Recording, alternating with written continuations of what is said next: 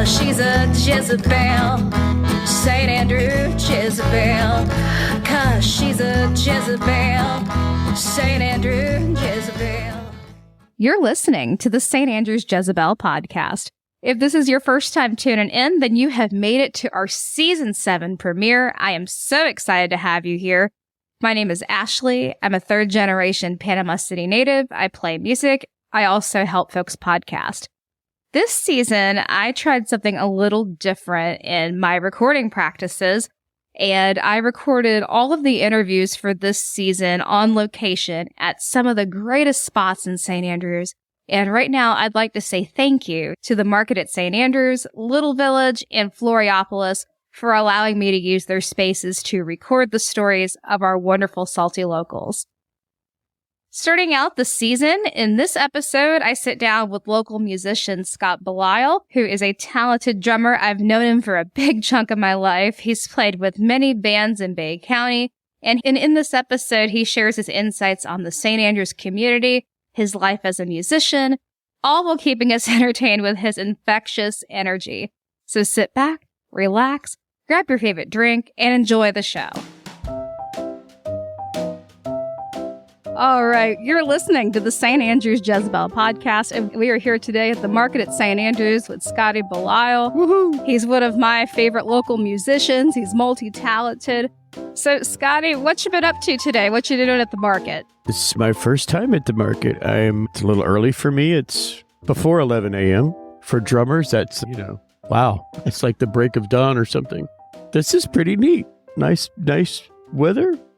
Beautiful people, beautiful atmosphere. What can you, all we need is some popcorn. And I bet somebody here Somebody's might have got some popcorn or kettle corn. There's something going on. Got to have something. Oh, yeah. This is neat. I like it.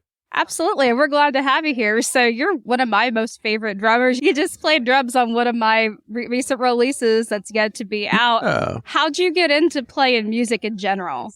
My mom says, or at least from what everybody says, I was beating on stuff before I could walk. And they've got a picture of me as, I don't know, I'm still in diapers and I'm in the cabinet playing a Ritz cracker can back when they came in tin cans or big cans. My grandfather was a drummer professionally, but everybody else in the family's military, but me and my son. So everybody either married military or is military. But music is always, it's just been in me since I can, I don't even remember not ever being not musical or not being a beating or tapping on something. Plus having St. Vitus dance too. That, when you do your leg and you're always twitching or fidgeting, I cannot sit still. The only time I'm still is when I'm sleeping, and I'm not even still when I'm sleeping. You're a wild sleeper? I don't know if I'm loud because I'm asleep. So you're a wild sleeper? My various partners in my life had said at one time I was a snorer, but then that kind of quit. But that I'll tug on my hair, or I can't sit still even when I sleep.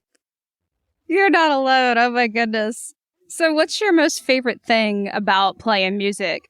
About playing music or playing music in front of people? You can answer both if you like. Playing music is just to have the ability to be able to do it. And now that I've been doing it so long, to be able to sit in with people and be able to harmonize, and I don't even have to think about it really anymore. I've been doing it so long. People, man, you're really good. No, I'm not. I've just been doing it so long that there's nothing you can throw at me that's not that difficult. Unless you're putting some real out there bebop jazz or something that have, something that's complicated, like some Rush or something like that, or, some real intricate John Bonham moves. But no, for the most part, when people ask me to sit in or do something, well, lately it's because COVID, people are sick, or and my voice is out. I need you, Scotty. It's just, okay, I do that. But what I love about it is just that I can do it, that I have the ability to do it. And ever since I can remember hearing music, certain songs, like you're a musician, certain songs move you, and music moves people, whether it's classical, rock, reggae, blues, jazz. And I've always said, you can't say one is better than the other. It's a matter of taste, salt, pepper, paprika. If we didn't have that, we'd think we'd be bland. If everybody just sang the blues, oh my gosh, this would be a terrible world. If everybody just sang reggae, there'd be a lot of pot smoking going around. But anyway, I digest. And speaking of reggae, we were sort of talking about this the other day about the use of steel drums in reggae. What's your stance on that? Oh, don't get me started. Blasphemy. Blasphemy. It's like sticking an ice pick in my ears. You know, island music, there's so much of it. You've got rumba, you've got samba, you've got reggae, you've got Bahamian. There's just so many different styles. And when I was starting to get a lot of work, especially when Matthew was born, it's like, oh, you need to work. It was never really a hobby with me, ever. Ever. It was never a hobby, a sideline thing. I always had a day job, but music was always 100% forefront in my mind. Or if I was on a it's always in the back of my head. It never goes away. I'm always, even if a crappy song I can't stand comes on or something, or if a band's playing something, that beat will get to me, like with rap. I can't stand a lot of rap. It's garbage. I'm a drummer. I'm a percussionist. That beat will still... I'll catch myself tapping my head or bopping. I'm like, I don't even like the song, but my, internal earth rhythm, whatever I don't know what you call that stuff, that it's there and I can't help it. You can't turn it off. And that's a curse by the same thing. If you hear, my hearing, I can hear people's conversations while I'm playing. That's pretty amazing. And I don't know if I have perfect pitch. Like Sean Perry, he says, well, I think you're close. I go, well, I hit any note you give me, but I can't tell you if you hit that note. I go, oh, that's a B flat. Sometimes I can get close, but I don't know if I have like perfect pitch. But when you hear stuff and it either moves you or for me, sometimes it's like I tell people it's like an ice pick in my ear. But steel drums and reggae? No, never. It was never there. It should never be there. I don't know who invented that. It was probably some pathetic white man, as we pathetic white men do. Here, let's put almonds and peanuts in our chicken salad. Yeah. So you also mentioned that you lived part of your life in the Caribbean. What was it due to military Central family America, life? yeah. I lived in the country of Panama in the Canal Zone when I was a baby, or growing up. But I was born here in Panama City in Lisenby in 1965. As soon as my mom and I were old enough to travel, we were down there. And then we came up to Massachusetts for a while, so Dad could do some ski stuff for Special Forces, and went back down to Panama. And I stayed there until I was, 13. Oh, wow. That's where I did my growing up, was down there. What was it like growing up there? Surreal that I look back at it now. I thought it was normal. Especially the best part of it was, I thought, when you've met my cousin Charlotte. Yes. Her family came down and lived on the same base that we did. They were across the way because they were officers, of course, and we're non-coms.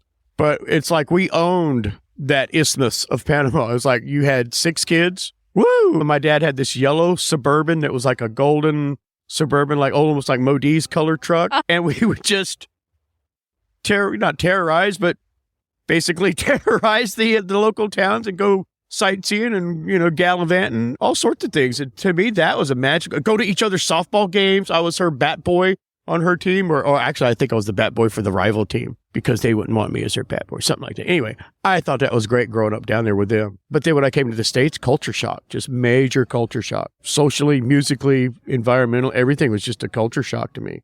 And always being the new kid after that, because we had to move. After that, we moved quite a bit.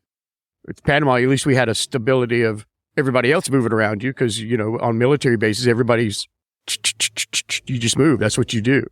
But having that base down there was pretty cool. I liked it. I would love to go back down there, not to live, but just to see all the old stuff that I experienced. Musically, you had radio and that was it. But somehow on base or somehow, I don't know how I soaked up culture, but I did. I didn't notice it then. I noticed it now as an adult. But that music down there, that whole the Panamanian dancers, they would all those rhythms, and no matter what it was, I soaked it up for some reason. But we didn't have a lot of it on the radio. I mean, you had other radio stations. Maybe I dialed in or something. But you had, for like TV, we had the military channel and you had the Spanish channel, and that was it. So a guy in a uniform gave you your news, You had a couple of shows you watched, and that was it. And every morning there was that flag, and there was that, and they did that at the end of the broadcasting, and, you know. That was the end of TV for the night, huh? Yeah. So you didn't have much TV to watch. Topo Gio was my Mickey Mouse. Bob Marley was my Beatles and Stones. Wow. You know, when a kid came on base, the first thing you asked was, "Well, do you have any sisters?"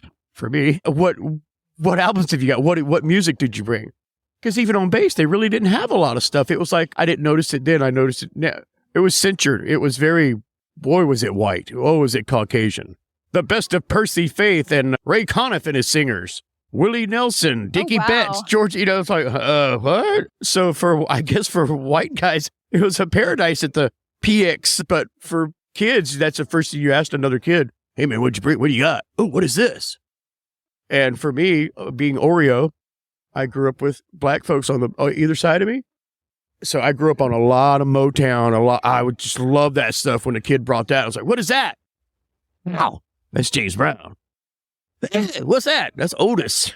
Oh, yeah. What's that? That's the Temps. I love that. And what's that? And you know, and then of course when The Rock came, what is that?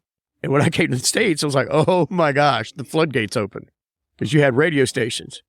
And at Fort Bragg at Fayetteville, they had one that had the 3 letters, so that was meant. So it was a big station, and they played album rock, where they would actually play like a whole album side, or 2 or 3 from an artist and stuff like that. Not this where they just loop a tape and play the same thing for 3 days in a row. But back then it just blew my mind. And then heavy metal. I always loved reggae. Then I lost my train of thought. Where was I going? We were talking. Wow, that was a long tirade. Your musical influences growing up in Central America. And then when I came to the States. Yes, I was about to ask that. And then heard Rush, that whole, oh my gosh, the whole heavy metal progressive rock thing, and Van Halen, that guitar, I was hooked. I can't play guitar, never could, but I love listening to guitar players that can really play their instrument. And what are your thoughts on Neil Peart's setup?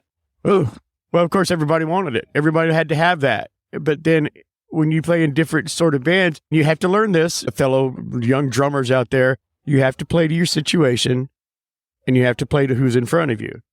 I have to do that now because I'm a multiplayer. But when you're in a certain band or whatever, that's fine. But me, I had 3 different calls in 2 weeks for different bands because either somebody's sick or, Scotty, can you your set list? And you go play it. So you don't want to limit yourself to what, but sometimes you just need a 3-piece kit. You don't need the whole wind chimes and the blocks but oh man, he was my, Buddy Rich, of course. My parents would wake me up. Hey, Buddy was on Tonight Show, come see this. He was the first person I saw too. As far as a big band, the first concert I went to was Rush. Snuck out. We weren't supposed to go, and we snuck out wow. And saw. And I mean, that blew I still have the ticket. I paid the guy extra money to keep the ticket pristine. Where was the venue? Cumberland County Coliseum, Fayetteville, North Carolina. Wow. The Moving Pictures Exit Stage Left tour. I had listened to a guy we were up in his bedroom. His name is Jim Valinsky, by the way. We were smoking some stuff one of my dad's troops had got from Afghanistan. And this stuff was just great. He goes, you're going to love this. Blah, blah, blah. You're a drummer. And somebody had handed me this album before on the smoking patio at Reed Ross High School. And I looked at it, opened it up, went, oh, no, not these queer baits. It's very homophobic back in those days. Alex has got the lipstick on, a camel toe thing on, and Getty's looking all sheepish. And I'm just going, it just look too weird for me. And when I heard the first opening thing and I heard his first, his lick, I went, who are these guys? This is the greatest thing I've ever heard. Never heard anything like 2112. And that song went for 17 minutes. And I was like, I've never heard anything. So that was the first thing I heard of Rush. He hands me the album and I went, no, these guys. And I went, I don't care if they're gay or not. I'll be gay too. I don't care. This is I'm Elton John from now on. This is the greatest thing. Well, they're not gay. No. I didn't care, but it's how you just, oh my gosh. But back then in a military base, it's very homophobic. You got to be alpha male. You learn when you grow up. But that's what music will do. It'll transcend any kind of thing if it moves you. And no matter what genre it is, a song will move a person to either love, compassion, hate, protest. It'll span the emotions. I think all music is emo, by the way. I'm just putting that out there. It's all emo. How can it not be? Yeah. In my day, it was called alternative. Right. When they wore the dark makeup and the thing and bitched about everything. Nothing new. That's it. That's emo. Wasn't David Bowie the original emo dude? I mean, Todd Rundgren, yeah. Dear Todd. So in all the years that you've been playing music, what's been your favorite project and why? Hadn't started it yet. That was going to be my next question. What's something that you've always wanted to do, but for whatever reason, it just hasn't happened? A Rush reggae band. Ooh. My two favorite things, and put them together. You take Neil out of the equation, and Rush or reggae Getty's bass lines, all the lyrics, everything, it writes itself. Today's Tom Sawyer, me, pride. Today's Tom Sawyer. You know, it all writes itself. Well, any song can be turned into reggae just like any song can be turned into country. Or bluegrass. Oh, yeah. I mean, you could just... when I saw the Black Sheep last night, that's the first time I saw the whole show. And I was like... I was kept yelling out, as I do at all gigs, Fog Hat! Play me some Fog Hat! I always wanted to be that hippie guy that does that. And I do that. All my friends know. Yeah. Who's yelling out Fog Hat. Scotty's in the room. I'm not a big Fog Hat fan. I just saw an old dude do it one time. I'm like, I'm going to be that old fart one day. Yelling out Fog Hat inappropriately to some acoustic gig. But they're doing the Ramones and stuff. Well, if you could do the Ramones with the ukulele, then damn it, play some Fog Hat. I mean, come on. Hey, I'll take Fog Hat over Freebird any day. Oh, well. It's not that it's a bad song. I was just sick of hearing it after the first 50 million times everybody played it. But wouldn't you just like one of those hits? I'd like to just pin one. Or one of Jimmy Buffett's Margarita freaking Bills. Right? Just one. Just one. I'm sure, Lord, I'd be a great steward with the money. I'm sure I would. Please. If you're listening, bless us with one hit. I'll be a one-hit wonder at age 57. Sure, why not? Anything could happen. Yeah. Rodney Dangerfield didn't get famous till he was, or discovered till he was well in his, 50s or 60s? You know, he lived a bunch of his life. Like when he was on TV, of course, he always had a suit on, but at home, he stayed in pretty much his robe all the time. That's what I hear. Yeah. Open. Charming. Yeah, really. Yeah. So what have you been working on lately musically? Nothing. I try to write songs on piano. I've got 30 or 40 of them, but none of them are finished. I cannot seem to finish a song. I get bits and pieces of ideas and just try to put them together. And I'm not a songwriter, but I like to work on it. You know, that's my couch. That's my therapy. I mean, my mom was like, always would say, why don't you play that, play that kind of music? And I'm like, well, nobody wants to hear that crap. I don't even want to hear that crap out somewhere. But then again, for me, it's instead of talking to a psychiatrist, I talk to my piano. Mm-hmm. And all my songs come out on piano. But then again, when I write, I'm not writing Scotty Monkey Boy. I don't write like I'm writing depressing. Because that's just how I get my stuff out, I guess. It's not that they're depressing songs, but I don't know how to describe my music, my personal music. It sounds personal. Yeah. And I don't know it's not that I don't want to share that with people. As a listener, I don't know if I'd want to, dude, really? Enough. Play something, play some Elton John or some Billy Joel, and I don't do covers on piano. So that's, I know the opening to Come Sail Away. I know a 99 from Toto. I do know a Rush song all the way through off of 2112. I know, what is it called? Tears. So I know a few, but I just don't want to. Everybody, why don't you do a solo thing? You can sing and I just don't want to do that. I may completely be fabricating this in my mind, but I seem to recall that I saw something about that you had some instrumentals out or something. Am I remembering that right? Yeah. When I played with the band, the Surf Kings. Mm-hmm. Can you tell me about that? We were on 2 compilation CDs within 8 months of our beginning. And within that 8 months of the beginning, Pulp Fiction came out. And some of the songs that we covered were on that. I mean, and surf music kind of had this resurgence. And next thing you know, we're opening for people and getting gigs. I was like, wow. So, and then I just was recently, they had, one of the guys in the band had put out another album of himself and re-released it. So now I'm on another, so it's like, I've got at least 3 discography CDs of just surf music. Of just one song on this, a couple songs on this one, a couple songs on that one. Out of 6 songs that were recorded, we got 3 or 4 CDs out. That's awesome. Yeah. Stretch it as far as you can. And there was another one. I'd never really heard of surf music. There were friends of mine said, "Hey man, we need a drummer. We're going to play surf music." And I went, "Oh, good. I get all the high harmonies in the Beach Boys songs." Like, no. Oh. We're not singing. I went, "What? You mean like Wipeout?" They go, "Yeah, but we won't play Wipeout." They said, "It's the Freebird of surf music. You'll never have to play it."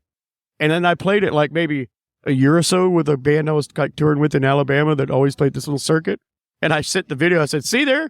After 20-something years of, I finally played it."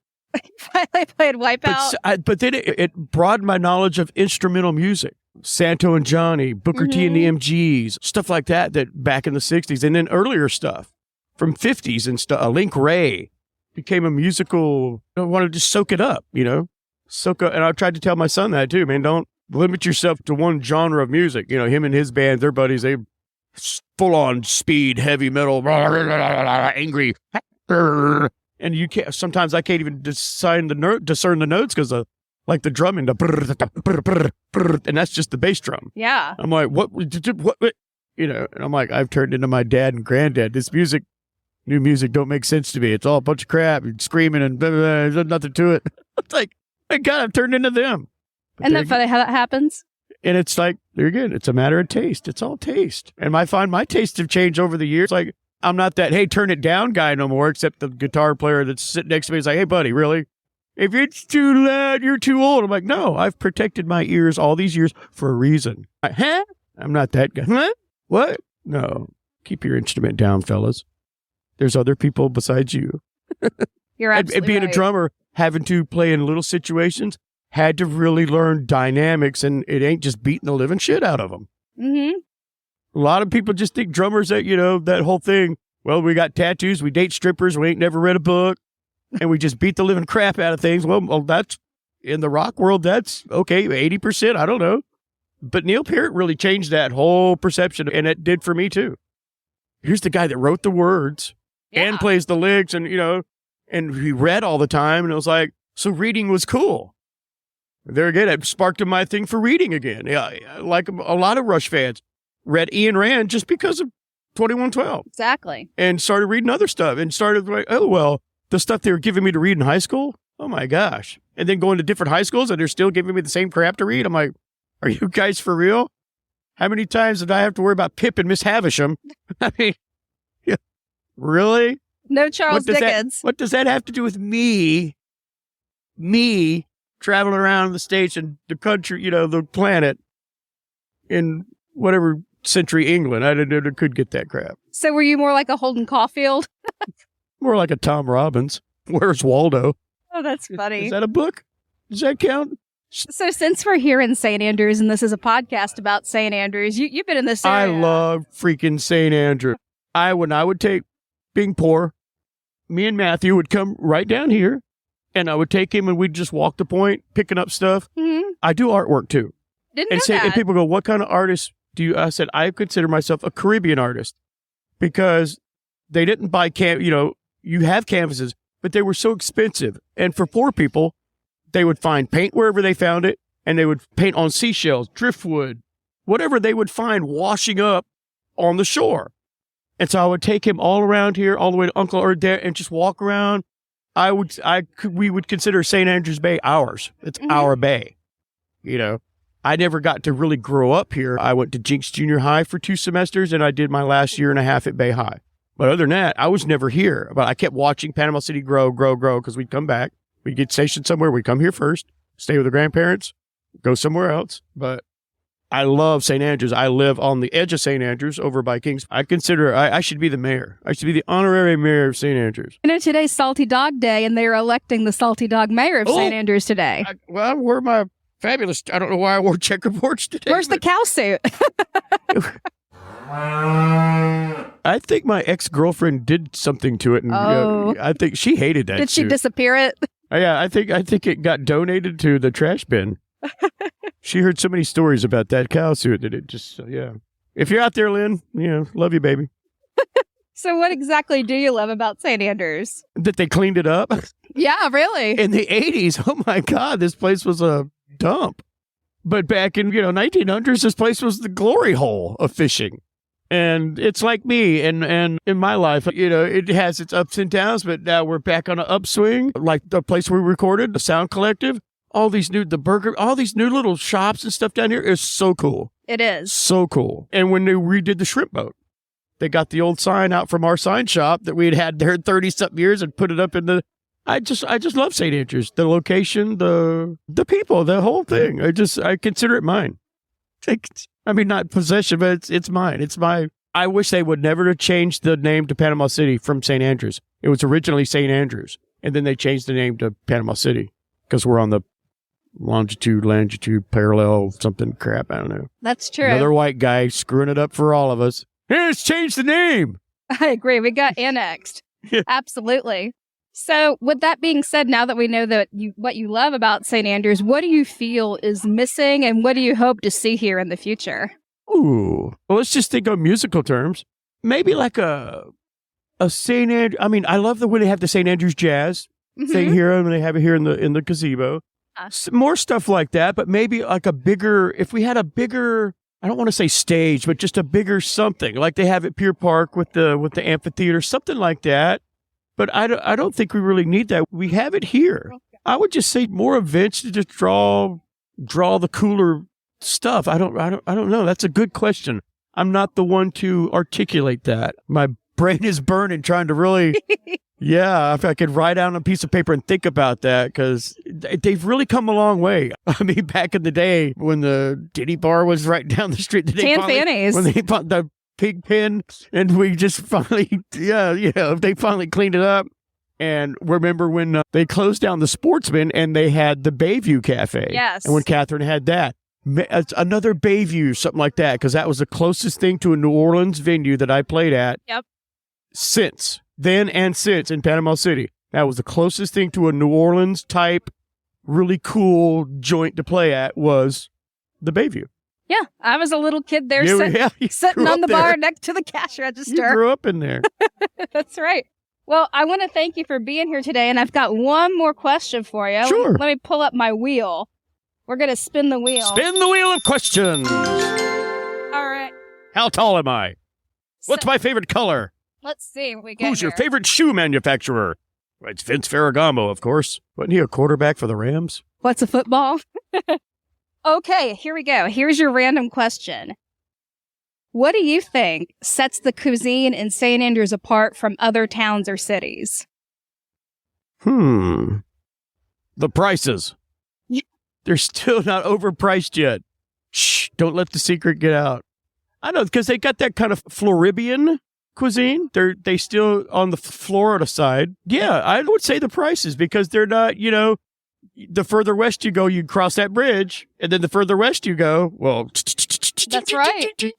The further east you go, now that the forgotten coast has been remembered, you go back over that way. Now it's like, I went over there. I was like, what happened? What? Excuse me? Shrimp and grits is $30 now? What? Did I fall asleep and then rip out week? Yeah, the cuisine, everything has gotten so much better here. It really has. I'm not blowing sunshine up St. Andrew's ass, but it really has gotten better. Everything has gotten better. Look at all the people walking around. It's nice. St. Andrews is nice. Yeah, we're sitting here in the sunshine recording and people are walking around. It's beautiful. It's great. Yeah. Well, Scotty, thank you so much for being my friend and helping me out musically and just being a positive influence in my life. Thanks for having me. And thank you for being on the St. Andrews Jezebel podcast. Until next time, keep St. Andrews salty. Yeah. One of the best things about St. Andrews is that you can see live music every day. That's right. There is live music being played somewhere in St. Andrews 7 nights a week.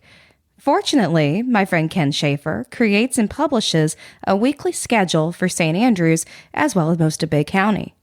Ken's spreadsheet schedule is updated often when there's any changes. Ken also shares individual music events and is walking the walk and talking the talk when it comes to supporting live music. Not only does Ken supply the music schedules, but he attends several music performances a week and takes fantastic photos of the musicians. As a working musician myself, I feel blessed to have Ken and his wife Donna as treasured members of our local musical family. Make sure you like and follow Ken's page, Salty Sounds in St. Andrews, and Oh Boy Music on Facebook, so that you'll always know where all the live music will happen. Thank you so much, Ken, for everything you do.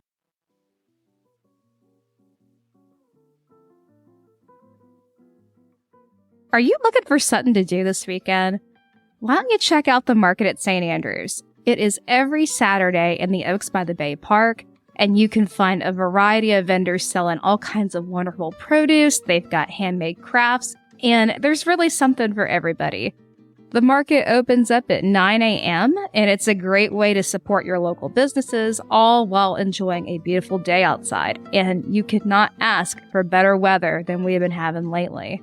While you're here, go ahead and get out your calendar and mark your calendar for Saturday, March 25th from 1 to 5. My friend Michael Lister, who's a local author and singer-songwriter, and my friends at Floriopolis are teaming up for a creativity boost event that you don't want to miss. I encourage you to attend the event and learn how to unlock your creativity with help from Michael Lister and the beautiful space at Floriopolis. If you're interested in learning more about the history of St. Andrews and getting a little bit more into the community roots, consider taking a guided historic walking tour. The tour starts at 1 p.m. every Wednesday and Friday and begins at the Panama City Printing Museum. You'll get to learn about the rich history of St. Andrews, all while getting some exercise and fresh air. And just a quick note to say that I am seeking sponsors. So if you are a business or you perform a service in St. Andrews and you'd like to sponsor an upcoming episode, you can DM the podcast for more information and I'll get right back to you. Or you can email me at ashley.feller@gmail.com for more information. And I want to thank you all so much for your support. And that's a wrap for this episode of the St. Andrews Jezebel Podcast. I'd like to thank Scotty for being on the show again, and I hope y'all enjoyed the interview. Don't forget to follow us on Facebook and Instagram for more content surrounding the podcast and more updates involving the show. We have got 9 more episodes for this season featuring many salty locals. If you like our theme song, it was written by me and recorded by Dave Schwartz at the campus of Gulf Coast State College. And also the rest of the show was recorded at the market at St. Andrews, and the last bit of it recorded here in my home music room. Well, until next time, keep St. Andrews salty.